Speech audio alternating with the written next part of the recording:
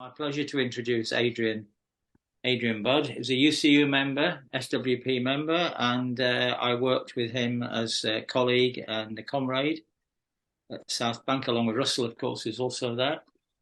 And we invited Adrian because Adrian's currently writing a book. I don't know what the title of the book is, but anyway, he's sort of towards the end of writing a book on China.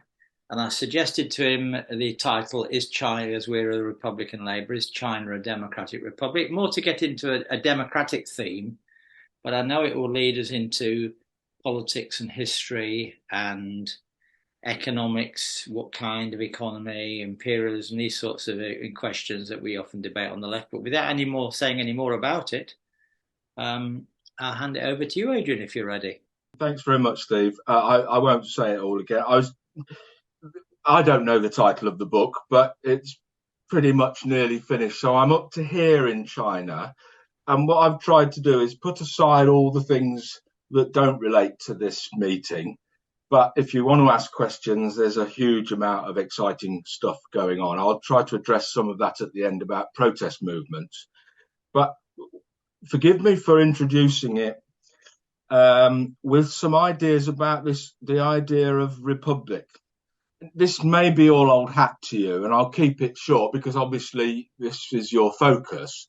But to frame my thinking about what sort of meeting you might want, I thought about the idea of res publica, public things, the public sphere, public affairs, to really suggest that, and I'm sure you're all completely in agreement with that, so long as you've got this idea of public affairs, which implies something held in common, if it's actually to be held in common, if there's a verb of holding, of doing something with it, it must entail some level of democracy. And this will lead me in a minute on to China. A basic level of democracy, I don't want to define democracy or anything like that, but some decision-making processes where the common things that we hold together are subject to the interplay of different opinions, different strategies about how to run the society. China will come on to, but just as an aside, South Korea, well, both Koreas, but anyway, North Korea, for instance, is called a republic in the sense that it's not a monarchy, but it is not a republic insofar as the property and the public power is held almost as a dynasty in the hands of the Kim dynasty, as if it was their private property. Oddly, on that, thinking about that, Britain is more a republic, despite it being a monarchy, because it has this interplay of separate competing ideas within a limited sense. And I'm not going to go into this. The Tories and Labour, not much between them in many respects in terms of policy. I was thinking the other day, we had a protest outside our university because of job cuts. The local Labour MP from south of us came along and really offered great support and all that sort of stuff. But it was striking that at this very same time, or the evening before, Keir Starmer was bashing the Tories on not being hard enough on immigration because the numbers had gone up. So there's very little between them, even though there is this interplay of difference. Anyway, a few brief comments on the idea of res publica, from the Latin words from which we get republic, before we go on to China. Now, again, I'll digress slightly before I get onto China fully. I was close friends, some of you may know him if you have a sort of Trotskyist background or from his writings, but I was a good friend of Peter Gowan, and I was just thinking about it. It was 14 years since he died, and he was much more sympathetic to the Soviet Union than I ever was, and argued that let's not get hung up on the interplay of separate parties, because a single party can have an interplay of factions and different platforms and strategies and those sorts of things. And that this is exactly what happened in the Soviet Union, that the Communist Party of the Soviet Union did contain separate platforms of ideas and so on and so forth. And incidentally, I mean, he didn't really write about this sort of thing, but it was a private conversations we used to have. We used to share a room at work. not as a not unimportant aside, and which is something I'll come on to in the context of China, he also emphasized that the Communist Party of the Soviet Union was a vehicle for the expression of popular and working class opinion because it recruited heavily within popular classes. Okay, so on that reading, the Chinese Communist Party could also be defended as some sort of vehicle for democracy because there is, at different times and with different intensities, the interplay of different power bases within Chinese society. They may be regional. I'll come on to that in a minute. Maybe functional. Again, I'll say that. There's different ways of thinking about the Chinese Communist Party. And one of them is that it is not half as monolithic as often suggested, nor is Chinese society. So if we go back to this idea of regional groupings, the various party bureaucrats at a regional level are very powerful, very influential, and have their own power bases within the region. One writer not long ago said, China is not a single party state. It's playing on the idea of Hong Kong, the one country, two systems. Actually, the whole of China is one country, 32 systems, because of the differences within the regions over how to organize, how to fold out, roll out policy initiatives, and so on. There are also functional groupings. The petroleum faction is an example. The Young Communist League, until recently, actually Xi Jinping has really pretty much crushed it. But there are these areas where power resides that are not simply around the paramount leader. Now, I disagree with all this, by the way, but it's worth throwing in. We don't have to have a liberal democratic model. I think we probably have to have a multi-party model personally, but there are different ways of thinking about how democratic countries are and how decision making takes place. There's no point in me rehearsing any further the idea that I think that China is a version of state capitalism. I'll just say one thing. State ownership of the economy is at about 25% in China today. The statist component is really quite minimal, albeit that, and this is something Russell believes strongly in, that the dominance of the state at the level of finance is pretty complete in China. So we'll leave the state capitalism to one side now.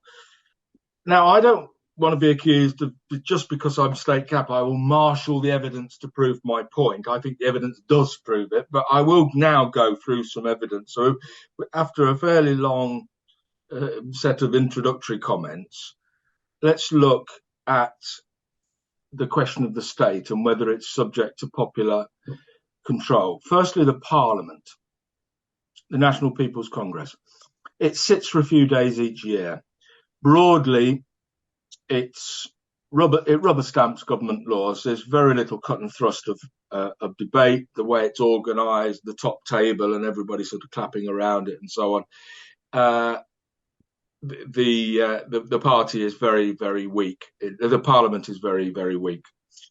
And in addition to that, aside from the state constitution and the organisation of the government machinery, you have a parallel organisation that dominates at every level, which is the Chinese Communist Party. So, senior judges, senior military officials, civil servants, university professors, and so on, are pretty much all party members.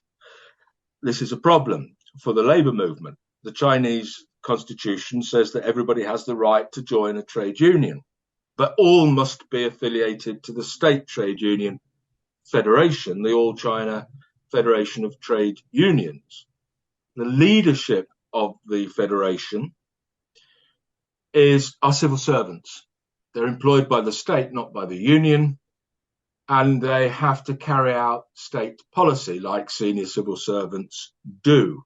So the question of an independent labour movement is still one for the future. I'll come on to protests in a little while. There have been tiny moves in that direction, rank and file type organisations that currently have been squashed, but there are signs in 2023 that there's a little revival in that direction. So the state organs are not democratic. What about the party? Is the party then democratic? Are there mechanisms within the party for the expression of popular opinion or alternative platforms and so on? Well, let's digress a bit let's go through the party. The party is the second biggest party in the world with 95 million members. But these members do not feed up in the tradition of leftist parties, ideally at least. But the process is channeling down, cascading down. That's the mechanism of influence downwards. There have been instances of factional intrigue and factional rivalry that I mentioned, but in broad terms, the party leadership constitutes a political ruling class, the political wing of a ruling class, if you like, with common interests against the mass of ordinary Chinese people. And that, I could give you chapter and verse on that. They're very open with each other in party training manuals, for instance. I think I might have put a quote in, so I'll just leave that for a moment. I work in a small group of scholars, sort of an unofficial group of leftists from around the world. Again, if any of you have come from a Trotskyist background, you might know Pierre Rousset in Paris. You might Ao Lung Yu in Hong Kong, who was the Fourth International's organizer in China. They're both completely happy nowadays to talk about it as being state capitalist. There's no axe to grind. We're mates. We meet every couple of months to go through what we're interested in at the current time. So, a political ruling class that has got common interests against the mass of ordinary people.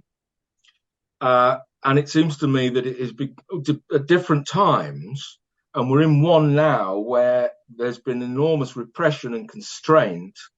It's become much more a tool of a very narrow elite than expressing any diversity of factional platforms. And in the sense, it is the tool of a set of dynasties, like the Kim dynasty in North Korea. And here we'll go into a little detail. They are called the princelings. The princelings are those who are related to by birth an earlier generation of leaders. Xi Jinping is one of them. They owe their positions in powerful locations in the institutions to a heritage line. We're now in the fifth generation of leadership post Mao, Mao being the first generation. And these princelings, the offspring of earlier leaders, dominate around Xi Jinping currently. And the benefits of being a princeling are enormous. And when you start looking into the detail of, let's say, inequality or wealth ownership, it really is quite staggering. And it makes the United States look like a zone of equality compared to what's going on in China. So one estimate in 2012, which is Bloomberg actually, said that the family fortune of the outgoing prime minister at the time, Wen Jiabao, was about $3 billion in 2012. The Xi Jinping's family wealth was about $1 billion. Interestingly, I don't know if you just because I'm mentioning Xi Jinping, his father was purged under Mao and then rehabilitated, then purged again, and so on. You know the story. That Deng Xiaoping was exactly the same. one of the reasons for Xi's father being purged was that he was a close personal friend and a liberal towards the Dalai Lama. He carried Dalai Lama letter to his close to his heart, I think, in his breast pocket till he died. There's just some very interesting stuff about these sorts of things. So there's no simple linear progression from father to son in this case. Let's get on to the internal party report, a recent Chinese Communist Party report. 90% of millionaires, and it's got a very high concentration of millionaires, 90% of millionaires were the offspring in the time that the report was written and investigated. The offspring of senior officials. At the same time, over half of capitalists, in private capitalists, in coastal zones had roots in the Chinese Communist Party or the state. Very good book on this by David Goodman called Class in China. 2010, according to the China Daily, the mouthpiece of the Chinese Communist Party, the top 1% of Chinese families control 41.4% of the country's wealth.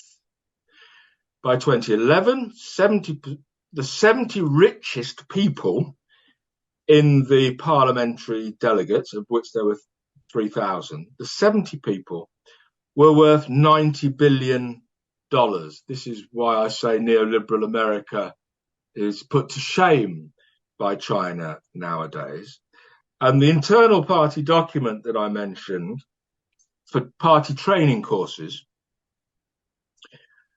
described the purpose and function of the party as in the following ways.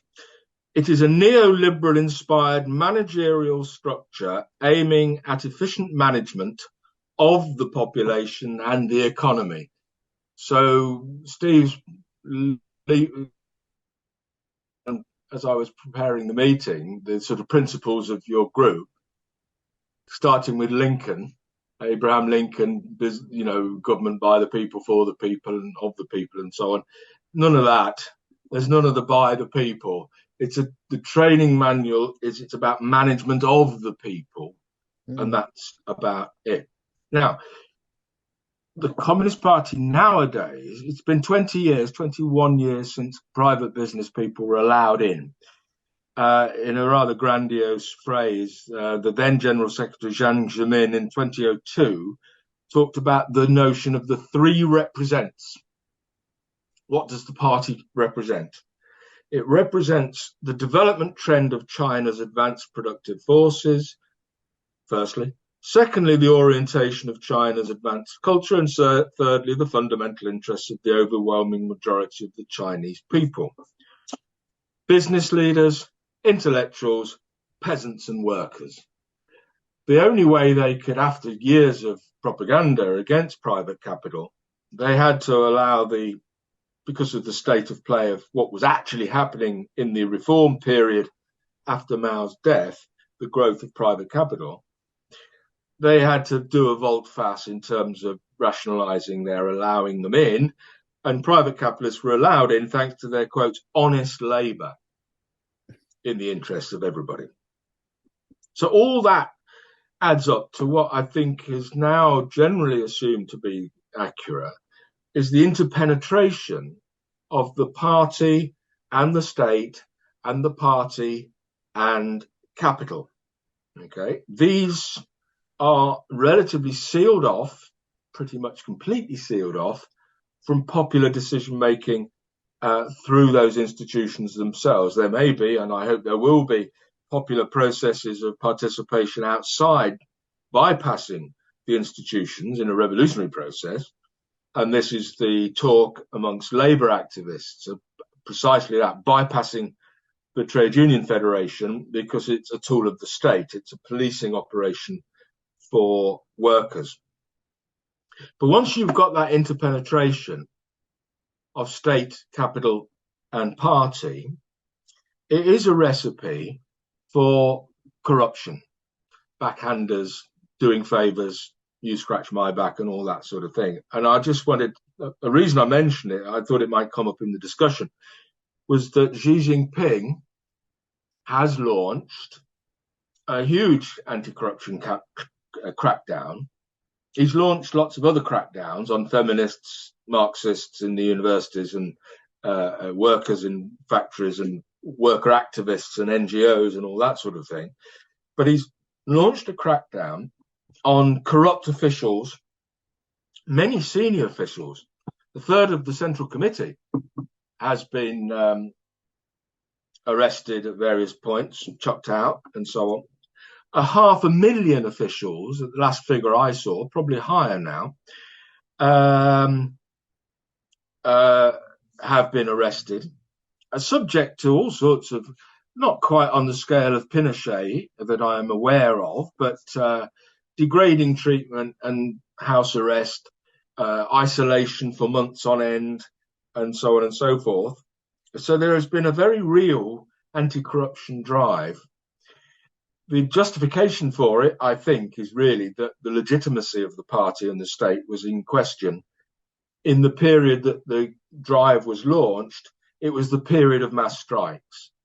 2007 to 2016, very significant strike wave, in which the legitimacy of the system was beginning to be questioned. So lots and lots of anti-corruption measures. And Xi has also moved aggressively in the direction of repression of civil society, including, as I mentioned, labor NGOs. And I just want to say something about these labor NGOs in case I'm accused of supporting Western NGOs. These are not generally Western finance. They're just support groups of activists attached to universities often, or labor lawyers. Sometimes there is external funding, mainly from Hong Kong, from sort of protest groups there. Sometimes from the West, it's true. A 2017 law was directed at foreign-funded NGOs, and funding basically dried up. But the crackdown was also on local NGOs. And I agree with James Petrus on this. NGOs are a big problem. NGOs are often tools of Western states. They implement neoliberalism. They implement the aid programs of countries like Britain and America and so on. So we don't want to get too carried away with Western NGOs, but the repression has been about NGOs in general. Labour lawyers have been rounded up. Feminists have been rounded up on International Women's Day when they were launching a protest against domestic violence and sexual violence and so on. Environmental activists, you name it. There's been a crackdown under Xi Jinping in particular, and the most famous has been Uyghur Muslim so-called separatists and terrorists, including the most mild. I suppose it would be like saying, under some horrendous future, that Keir Starmer was arrested and sentenced to life imprisonment for being a socialist revolutionary or something of that nature. That's the sort of thing. The most moderate anti-separatist writers amongst Uyghurs have been imprisoned for separatism, despite being in favour of reconciliation. So the general consensus amongst activists and Labour supporters and so on, Labour NGO supporters, Labour activists, is that China has become a very inhospitable place right now, in the last 8 years, for critical thinkers, strikers, and so on and so forth. Okay. And for anybody who might be involved in a sort of counterpower network, potentially, like private capital. The thing about private capital in China, largely based on the coast, is it's linked to circuits of global capital, including finance capital. It exposes them to alternative models. And there are, it's true, I think it's fair to say, amongst the economic elite, and including the Bank of China, in favour of further economic liberalisation, whereas Xi wants to retain the centrality of the state in managing a further transition to, a long-term growth path and so on. So private capital has been subject to the state. Walmart, anti-union Walmart in the West, a quarter of its of its management team, senior management people, are Chinese Communist Party members. Foxconn the same, the people who make the company that makes iPhones and all that sort of stuff. A famous case of Jack Ma, re-educated, disappeared for 3 months because he criticised the regulatory authorities in his sector of the economy.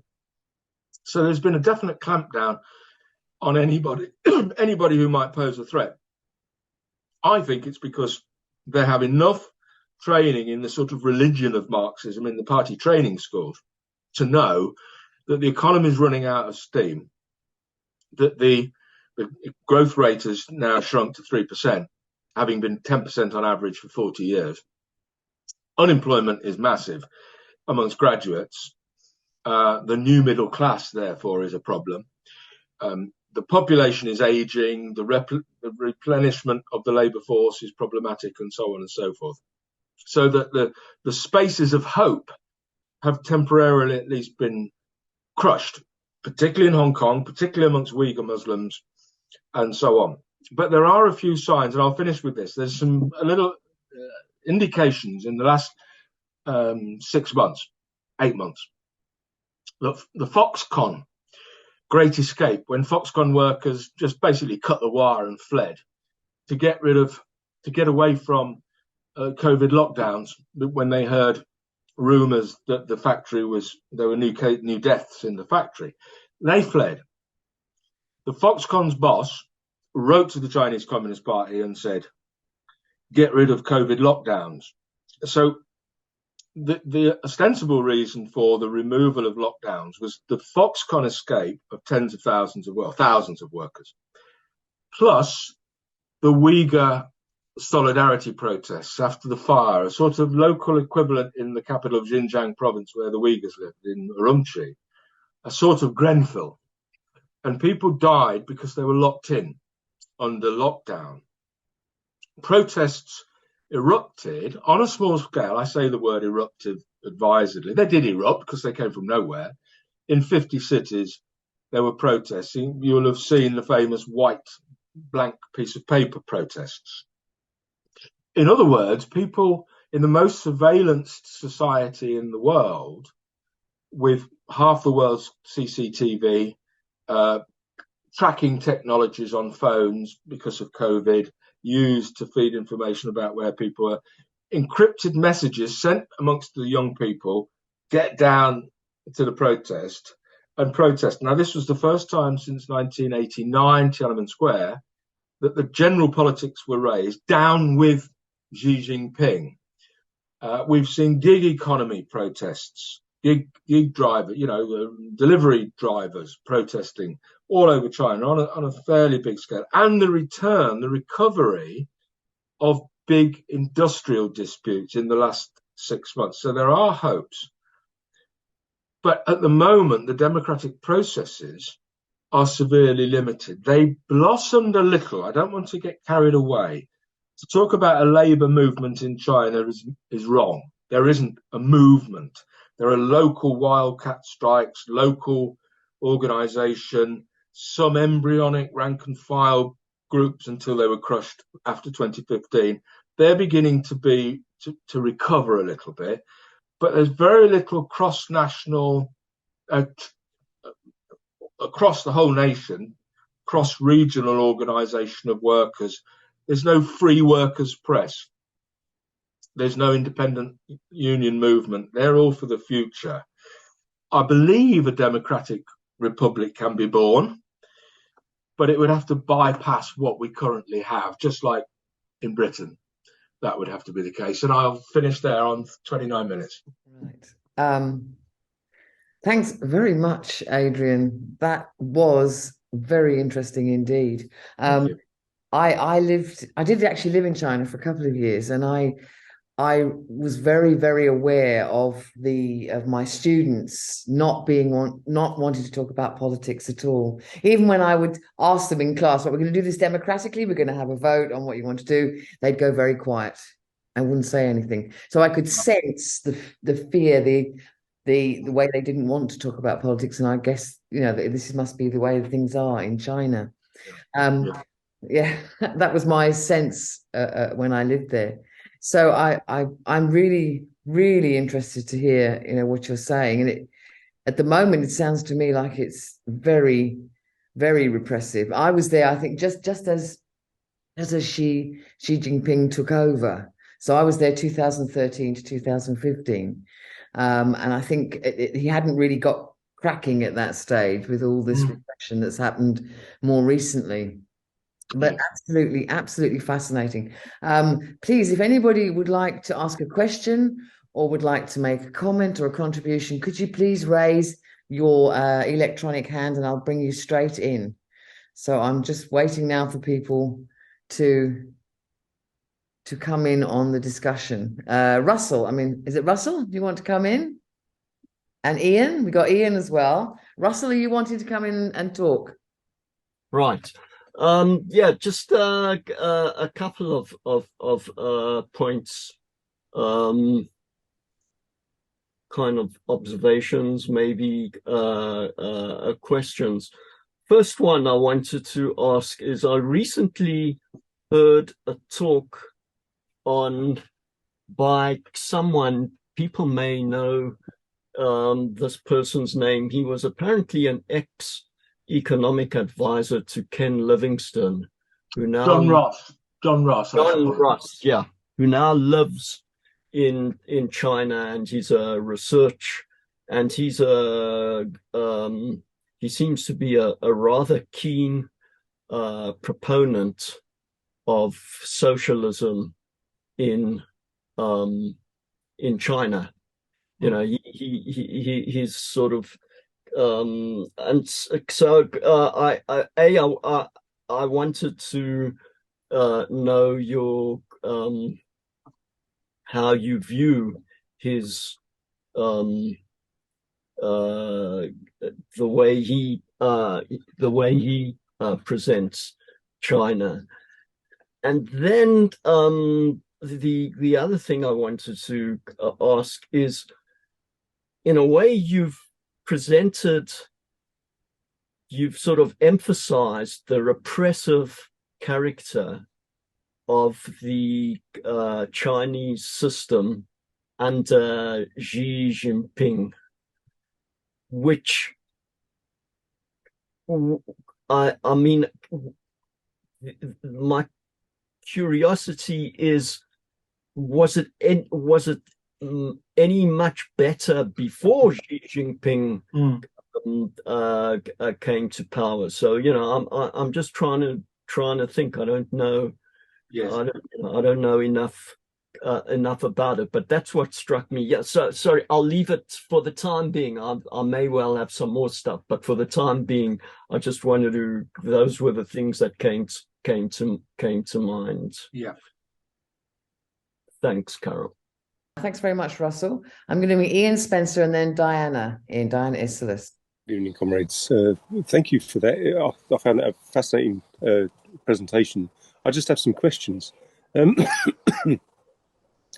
of the things that was very noticeable about the Soviet ruling group was that they were able to effectively export capital, salt it away, tuck it away in Cyprus, Switzerland, wherever. The Chinese ruling class able to do that at all? Are they able to export capital for their own personal gain, as it were? Can they be arbitrarily removed from their position? I mean, you've talked and given a very good illustration about the way in which whether one regards it as a class or not, they're certainly able to have one of those crucial aspects of being a class is that they can pass on their privileges to their children. But can they also be arbitrarily removed and have all those privileges taken away, as it were? Because, of course, that was another feature of the Soviet Union. It was very much a case. You might have run the local factory, but you could be kicked out as easily as you could be put in place. The other question I wanted to ask was about the amount of discipline over the Chinese working class. One of the things that's very noticeable is that Chinese products are increasingly quite good, something which couldn't be said for Soviet products. I mean, the Lada car was a 1970s Fiat built by drunk men, and it was impossible to exert a kind of influence, a discipline over the Soviet working class. If you're a worker, for example, making MG cars in China, is that a good job, and can you effectively exert an influence, a discipline over them by sacking people, and do you need to then find them another job? So the nature of the disciplinary role, because I mean, in the period after the revolution in China, quite often the Chinese were producing stuff that was as rubbish as what was made in the former Soviet Union, the Dnieper motorcycle, for example. And for my final question was the growth in China, has, at least in part in the past, been fueled by the ability to drag in workers from who want to go, who take up jobs in factories and in industrial production. Is that labour force in the kind of rural hinterland, is that drying up? Excellent question. Russell's for John Ross. Pretty much a sort of statist approach to definitions of socialism. And therefore, the state management, I mean, there's also sorts of technical aspects about whether the law of value operates and so on. But the statism is the issue. My instinct of these, I know people who know him. I've only met him once, and I haven't talked to him in any depth. But he reminds me of the British sort of Communist Party tradition, like Kate Hudson, who's a good friend of mine, C&D General Secretary, that in a way they don't want to know, they don't want to deeply find out and criticise, because it's almost psychological that the enemy of my enemy is my friend, and I don't really want to explore just how bad my friend is. It's not terribly scientific, but anyway, that's John Ross. As for your second question, yes, there are liberalisation phases or spaces that can open up. So after Deng Xiaoping's crackdown in Tiananmen Square, and he said the gunshots will give us 20 years to get on with things. But there was some liberalisation from 10 years later, and in the early 2000s, those areas that were opening up as special economic zones, particularly in the south, and particularly around the Pearl River Delta next to Hong Kong in the Guangdong province, had a party secretary, Wang Yang, who was in favour of trying to absorb best practice from around the world, knowing that the continued modernisation of China's economy required people to break with conceived wisdom and challenge ideas and so on. So there was a sort of liberalisation in the universities that spread over into civil society. So yes, that gave the space for the development of NGOs, which incidentally, NGOs were tolerated because very often, a bit like soup kitchens, they fill the gaps of the social state and do useful work. The clampdown's been more recent. Ian's questions, export of capital, private capital, investments, buying up football teams, buying up all sorts of things. Xi clamped down on that as a sort of exuberance of the financial markets. But in a sense, there's no need, because the state is so conducive to private ownership in China nowadays. Of course, people can be arbitrarily removed, in your second question, and Xi has moved. The mechanism is, if you want to get rid of somebody for corruption, firstly, you announce that they have been doing X, Y, and Z, and then you find the evidence, because everybody's up to it at a particular level in the provinces. So you can remove people. And I think it was a demonstration for legitimacy purposes, for the mass, that the corruption was going to be addressed. Discipline, very harsh discipline in factories. Let me give you an example. Foxconn, the iPad companies, such terrible harsh discipline and Carol would have been there just after these sorts of things happen. Suicides, 10 suicides in the first few months of 2010 or 11, people walking to the top of the factory and jumping off because they just couldn't hack it any longer. People describing that if they had a sip of a drink or talked on the production line, they had to face the wall for 6 hours, stand up and face the wall, and they'll never do it again. The protests emerged out of that, and one activist said the foremen and women stopped bullying us in quite the same way, but it's still terribly long hours for many people. So that in 2019, in one of the high-tech sectors, I think Ian mentioned high-tech and, moving up the value chain and whether working for MG is good and so on. It's definitely improved. You can't extract surplus just from robots, robotic workers. There has to be some freedom and so on.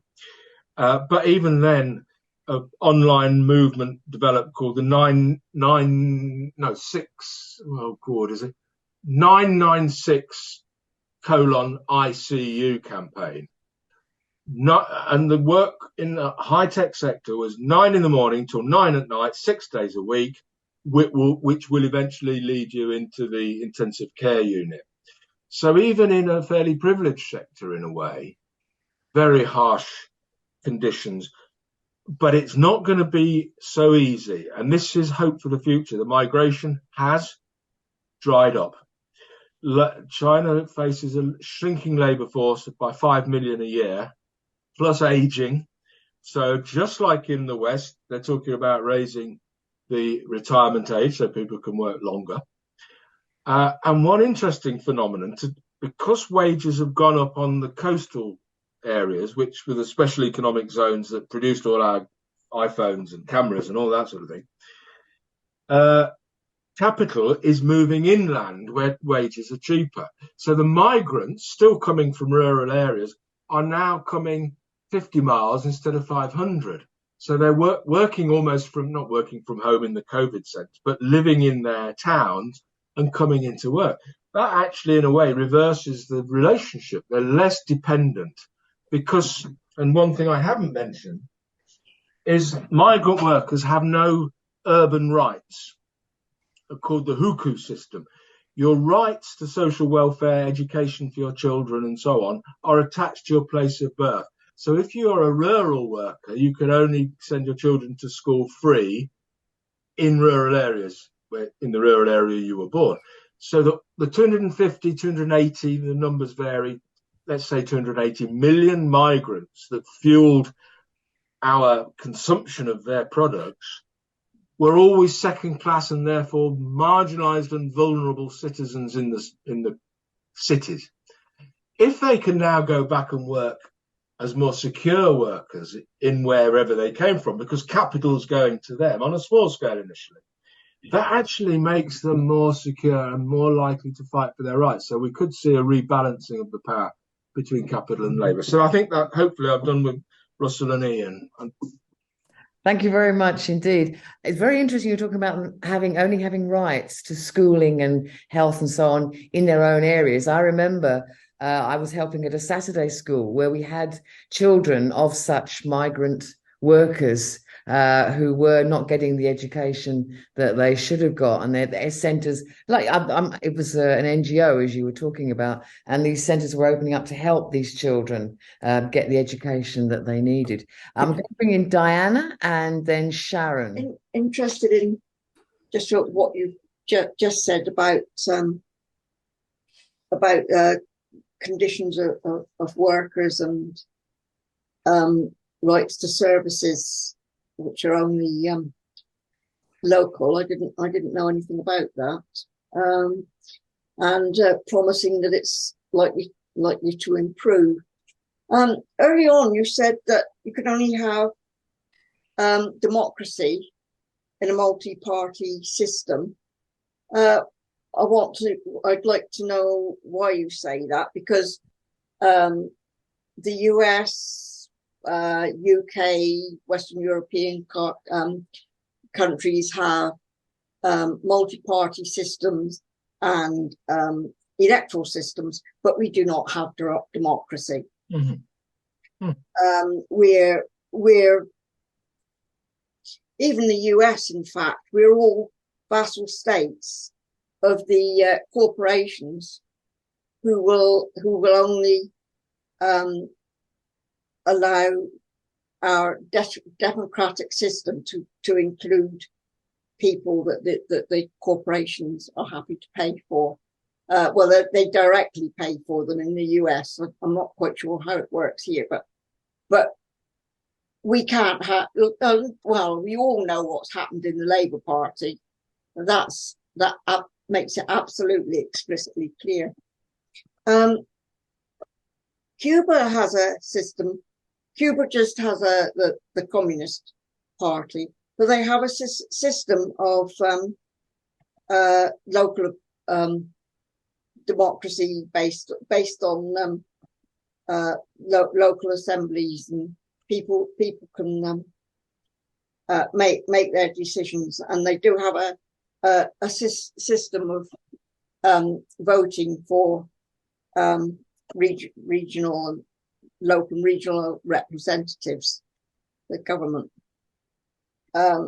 So I mean, they don't have a multi-party system, and you don't have to belong to the Communist Party to take part democratically.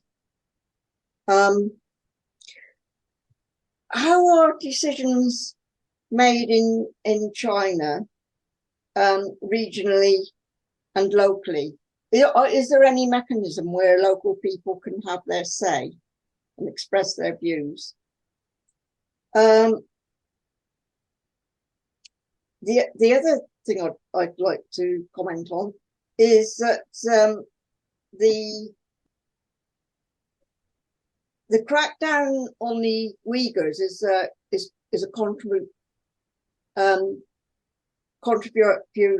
controversial issue. It looks like it's probably Western propaganda. I've got a link I can put into the chat that supports that view. So I'm not convinced about the crackdown on the Uyghurs. Oh yeah, I was going to say how much malnutrition is there in China, and how much homelessness? Malnutrition and homelessness. Homelessness. I mean, we have a lot of it here. How does China compare? So that's me. Sharon Wilkinson now. Thank you, Adrian. Absolutely fascinating talk. My questions around Chinese influence outside of China. I'm sure you're very aware, and everyone is, the Road Belt Initiative, which is focused on Southeast Asia a lot and in Africa. One of the things we're seeing in places like Cambodia is that Chinese workers are coming along with the Chinese capital. So that they're not creating work for Cambodians. They come with their own staff to create the factories, to create the buildings, etc. And we're seeing, certainly in Southeast Asia, a pushback against that, because of course people want to have jobs. And in certain towns like Sihanoukville in Cambodia, it's completely Chinese. So my question is really about these sort of initiatives, along with state capitalism. What's your view on that? How's it going to affect places like Cambodia? Thank you. John Fitzgerald. Yeah, good evening all.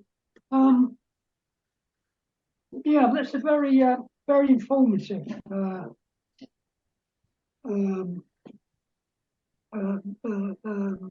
talk. There is at the moment, I've been on a couple of websites where you've got the Friends of China, Socialist Friends of China. coming out with various views. You yourself, Adrian, you're saying another state capitalist. Do you think it's actually imperialist in the same way as the United States? Can you hear me? Yes, thanks. Yeah. And I was surprised to hear about Walmart, because that's a very, very American, big financial company.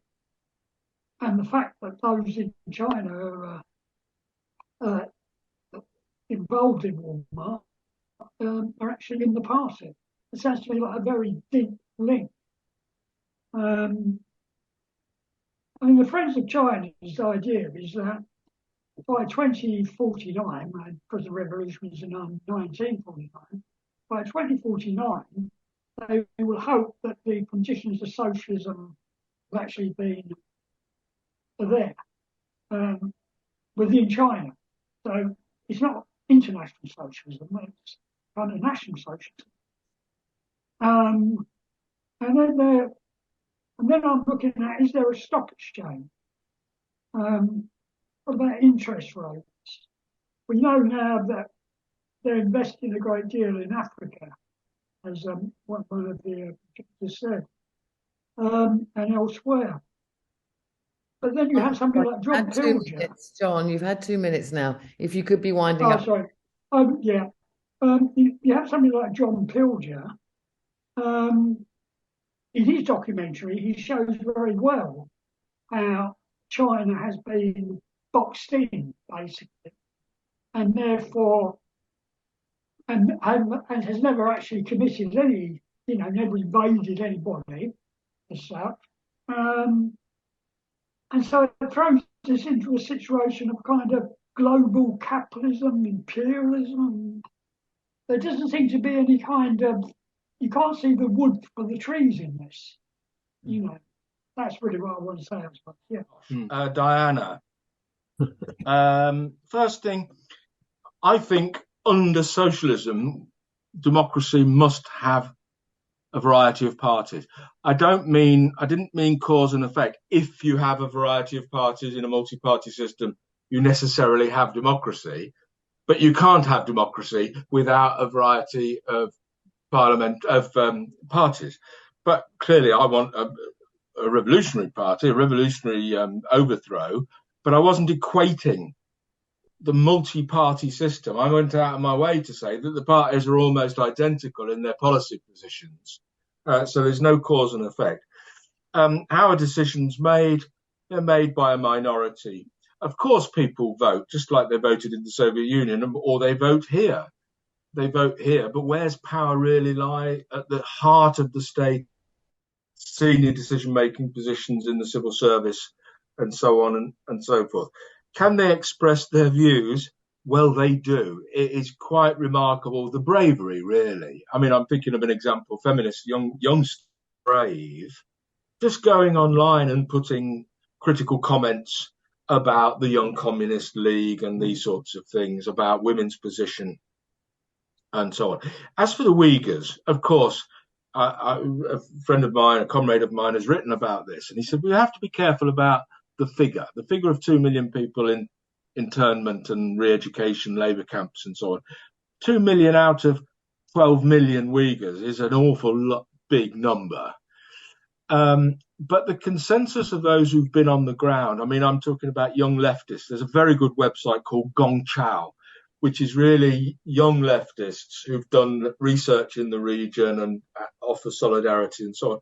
They come up with a figure closer to 1 million people in camps, or re-educated, or sent by breaking up families, sent as migrant labour to where there are labour shortages in other parts of the country. So just going back to the figure of 2 million, it originated in the American alt-right, the far right. We have to be careful. But the evidence on the ground does suggest that there is some very serious stuff going on in Xinjiang, summed up in a book by one of the Gongchao people called Terror Capitalism. how capitalism works in Xinjiang is through the terrorizing of the local people into producing surplus. Most of us will be wearing Chinese cotton. A quarter of the world's cotton comes from Xinjiang. It will be blended with others, Bangladesh and so on and so forth, for the Bangladeshi factories. So it's a very serious problem. Malnutrition and homelessness. People have to pay for their health. The standard appointment for a doctor, and people go to the cities to get one because of poor quality in the countryside, is 90 seconds.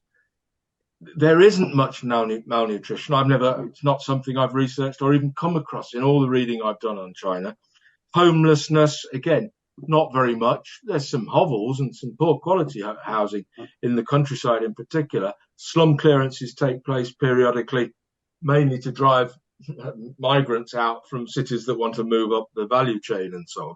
But I will say this, the data on poverty alleviation, the figure of 800 million taken out of poverty over the last 40 years, on World Bank figures, by the way, that's $1.9 a day, which is not very much income. But on that basis, there are those, the basic claim is 800 million.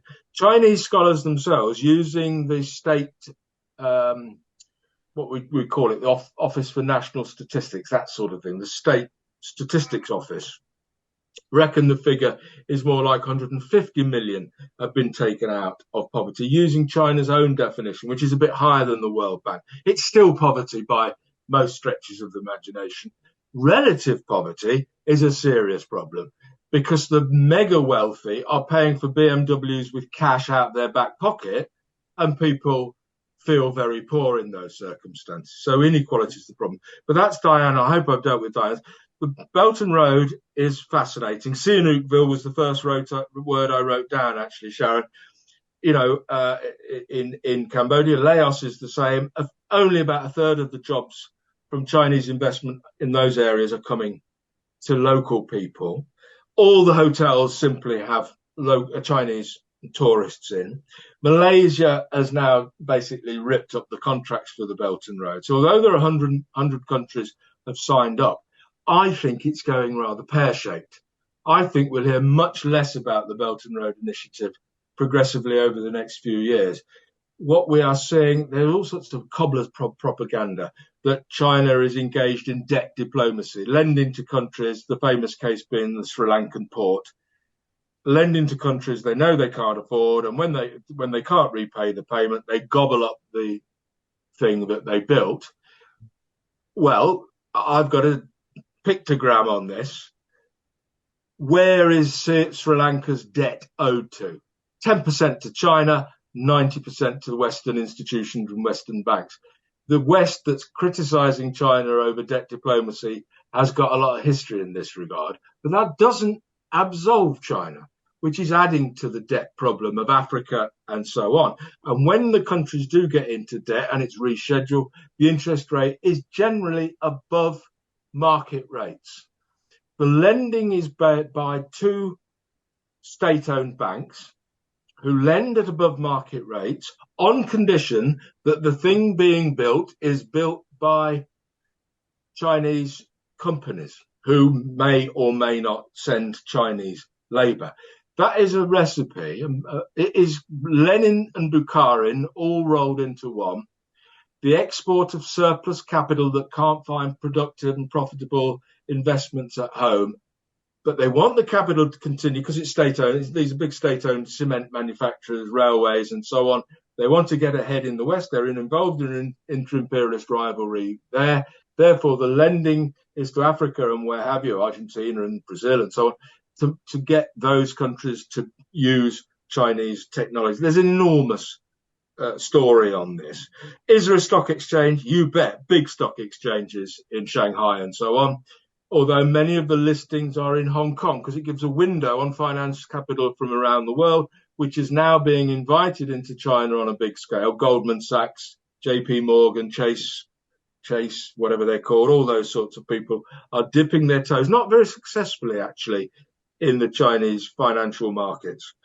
Pilger's right. It's the lesser imperialism, and it is being boxed in. If we're fearful about Chinese expansionism, as some people are, you better watch out for Western expansionism. NATO's last summer summit, for the first time, had 4 Asian heads of government: Japan, Australia, New Zealand, South Korea.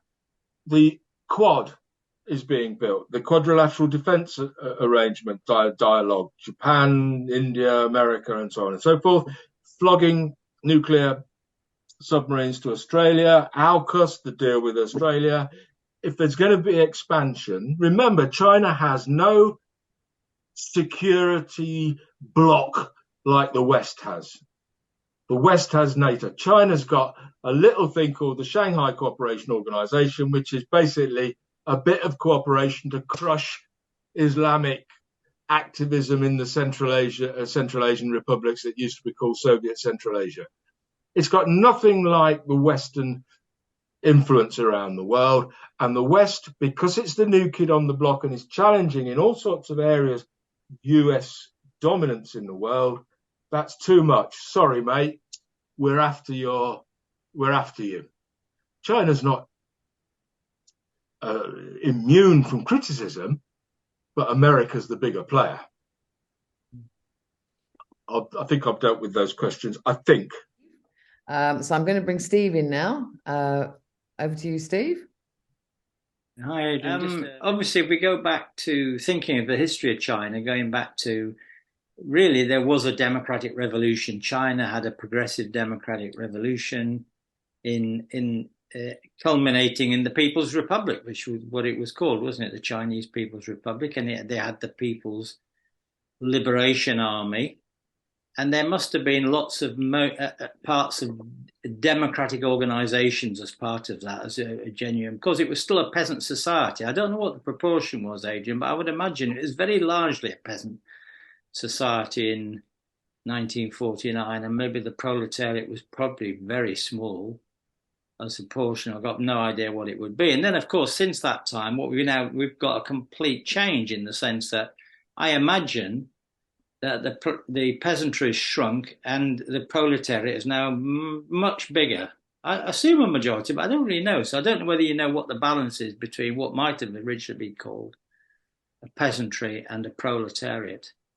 But without having any numbers in my head, just sort of watching the news or whatever, it seems to me that you have to think China's a working class country in the sense that the working class must be the majority. And then, so there must be, like if we think about the state as being, on one hand, a bureaucratic state where power is coming from the top down, and then the democratic state where power is coming from the bottom up. Now, those two alternatives, they must mix together. You know, nothing's pure like that, is there? In reality, there'll be some bits coming from below and a lot coming from, but the way you've described it, I think, is it's very much a bureaucratic state, power coming from the top down as opposed to coming from the bottom. But I'll just end on this as a question. Do you know the People's Liberation Army? If it was a real democracy, the People's Liberation Army would be a democratic army, as opposed to an expression of state power and bureaucracy. So I suppose I might just ask you, it's a wild card, I suppose, just what about the People's Liberation Army? And it's probably popular with people as being our army. I don't know. So it's a good question about the PLA. Yeah, that's a very good question about the army. I believe it's about 4 million strong. I'm not sure on that statistic. Russell, I'm going to bring Russell in and then go back to you, Adrian. Okay. Yeah, right. To sort of lead on from what Steve raised, which is if Adrian's analysis is a accurate reflection of the sort of class dynamics within China, it seems to me that this idea that at the beginning, as Steve has pointed out, at the beginning, all was great and democratic. I think that is probably Maoism, is probably somewhat of an idealization. And then that links, I'm not quite sure if this is exactly relevant to your, directly relevant to your talk, but it links to the Bolshevik Revolution and what followed, the Soviet Union, the bureaucratization, state capitalism, or a degenerate worker state, whatever you want to call it. It seems to me that China followed more successfully in the footsteps of Marxist-Leninism.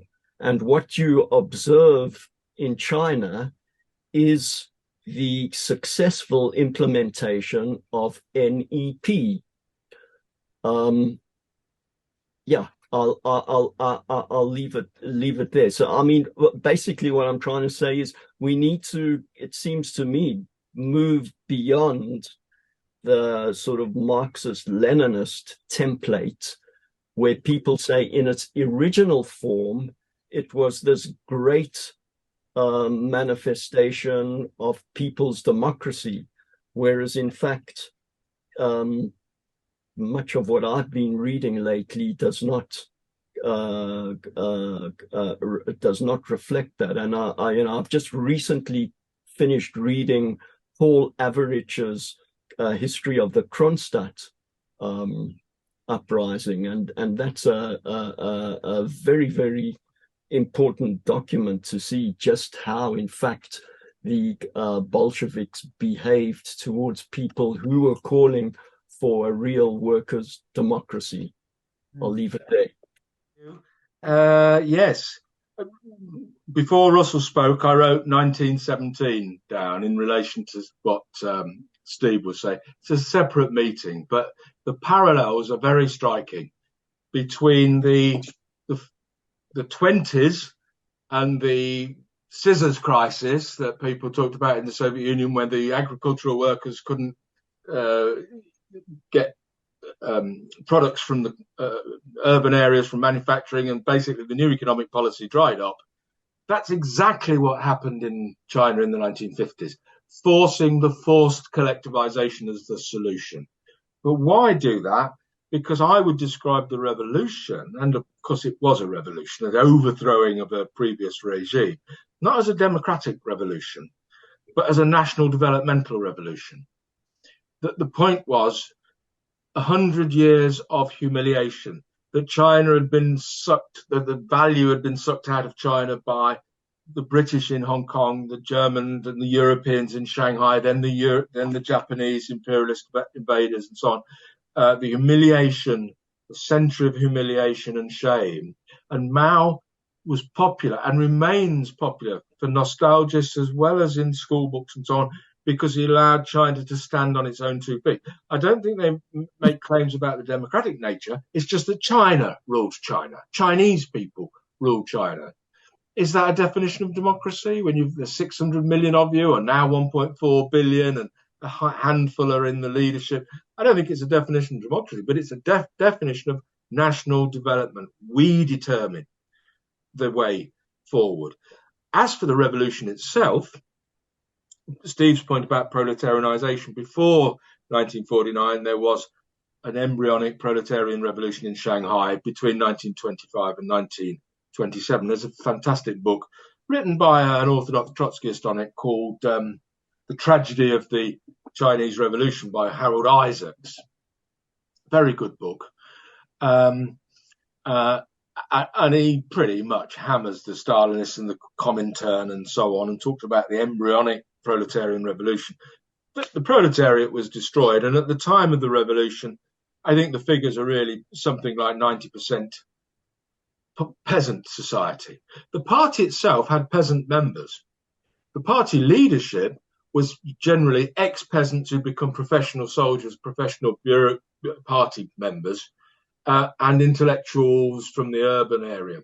And on the days of the revolution, the instructions as each city was falling was stay at work. There was no mass mobilization from below by what happened in the Russian Revolution, the Soviets. It was the toppling of one state and its takeover by another state. And the instructions were civil servants stay at your jobs. And that went the nationalists, apart from the leadership and the army who fled to Formosa, Taiwan, most Kuomintang were absorbed into the Communist Party machinery of state. Today, 53% of GDP is provided by services, 30% by industry. We think it must be one giant factory, but it's modernized extremely quickly. And the factories are so productive that only 28, 30, 31% is industrial output. But people, they go to the hairdressers, have their, go shopping and to football matches and all the service things, go to universities and so on and so forth. It's a service economy, not quite on the scale of America or Britain, where whatever it is, 75% is service, but it's well on the way. It's a very modern economy. The numbers, 4 million in the PLA, the People's Liberation Army, is a bit old, I'm afraid, Carol. It's halved under military modernization. The so-called informatization of the military. The wars of the future will be fought in outer space, on the moon, hacking into each other's systems and so on. You don't need so many people. Once you're strong enough, mainly the 4 million were there to keep the enemy at bay. They were mainland-based, defensive arrangements, if you like. The 2 million is no longer mainly soldiers. It's mainly naval and air force people. It's got more offensive capability. I could go on at great length about why new submarines are important and all that, and not submarines, aircraft carriers have become the rage. It enables power projection. So China's moving into being able to power project, and then all the West get all stroppy about it. Look at these bastards. They've got 4 aircraft carriers, and they could send them all the way to Djibouti and so on and threaten our interests in Africa. And they've got others on the way. Well, I did the research this time last year. How many actually aircraft carriers has China got? 4, with 2 that they may or may not build. How many has its allies got? None. They haven't got any allies. How many has the West got? 67 or 76, I can't remember. Right?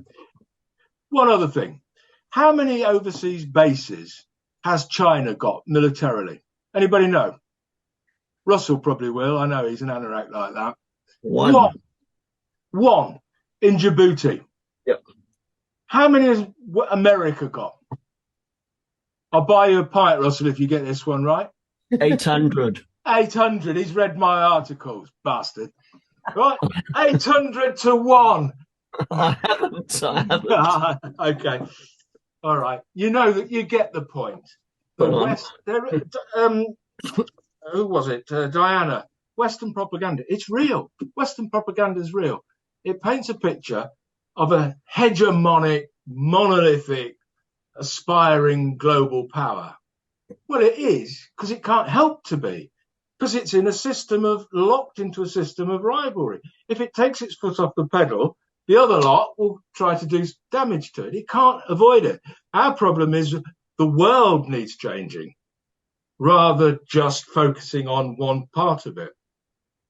But of course, China plays its role. It promotes neoliberalism. Its currency is becoming an internationalized currency on a small scale, nothing like the dollar, but it wants to join that elite club.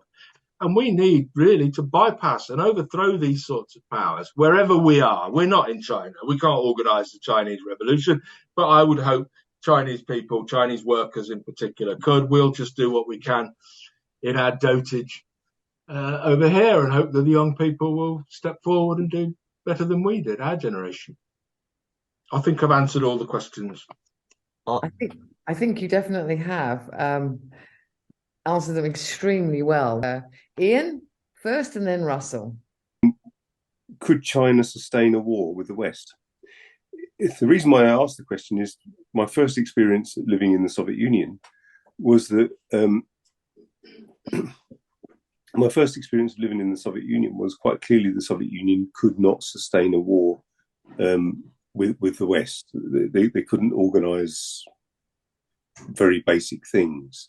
Yeah. From what you said, the balance of power is such that China, under no circumstances, would want to engage in a war, and yet half of us are expecting World War III. Do you believe that China could sustain a war for more than a very short period of time? Very good question. Russell, I'll just bring Russell in. Just a final point and observation, which I hope Adrian can respond to. If not now, then when we next meet. There is a notion of the international class struggle, and that even if you accept the thesis that China is some kind of imperialist power, nevertheless, China makes it possible for countries like Cuba, Venezuela, Nicaragua, Bolivia, various countries that pose a challenge from the left, from the socialist left, to US-led hegemonic Western imperialism. So, I just wanted to know what you thought of that idea. Mm-hmm. Ian's absolutely right. There's a very good book written by an economic historian of Russia and the Soviet Union called Chris Miller, I think it is, called Chip Wars. It's very famous. It came out about last October or September. It's become very famous. Basically, he's telling the history of the microprocessor. All that Texas Instruments and all that silicon, germanium and so on. And he argues that the Soviet Union leadership under Gorbachev basically gave up the ghost when they saw what microprocessors were doing to military competition. They simply knew they couldn't compete. And at that point, the game was up. Xi and others regard Gorbachev as and Deng Xiaoping regard Gorbachev as either a traitor or an imbecile for starting the process of opening up ideologically with glasnost before the restructuring of the economy had taken place. They learned that lesson. They've done it the other way round.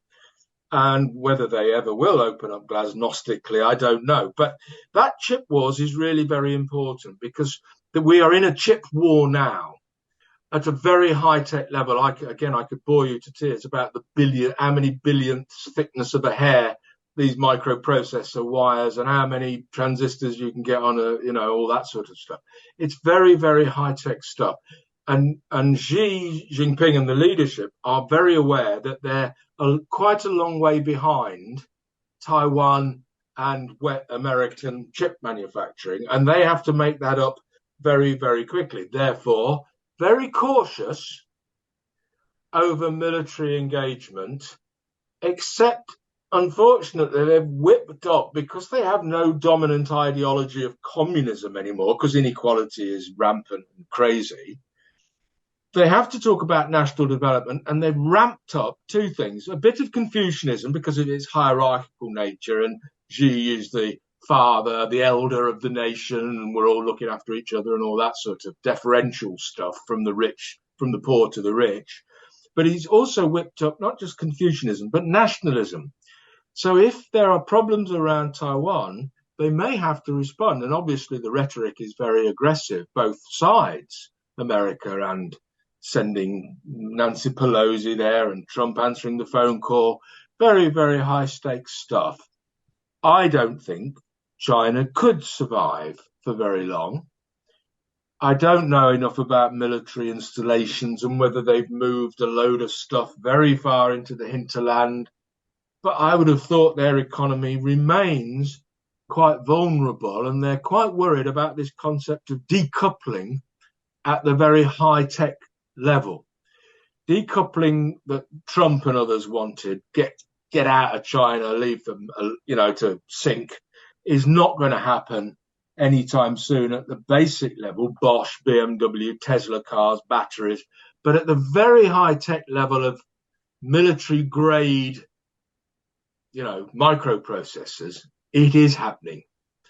Yeah, and China will have to develop as quick as it can, using imported technology initially, and basically the Americans are told the one producer of the most important bit of microprocessor manufacturing, it's a Dutch company, you can't sell to China. So they're going to have to find a way of dealing with that sort of thing. One final thing, Russell, does it enable what you call socialist Cuba and Bolivia and so on? Well, Lula's made the point recently in visits to China and BRIC summits and so on, that China and Brazil and others should stand up to the power of the dollar, which is perfectly reasonable. But actually the data on China's role in Latin America is led to, a complicated word, the reprimarization of the Brazilian and Argentinian economies. So their industry's gone backwards in the last 20 years because the attraction of China for selling soybeans, beef, and unprocessed raw materials like iron ore is so great that they've moved heavily into that, and manufacturing has gone backwards. And we know that primary product prices go up and down, and hey presto, the Argentinian economy went down the pan the moment China stopped buying so much or the prices went down. So I'm not sure that China, it did fund the pink tide because the prices were high. Morales, Chavez, Kirchner and so on. But that all dried up from about 2015. If you look at the earnings from exports to China after 2015 for Latin America, they fell off a cliff. So I'm not hopeful.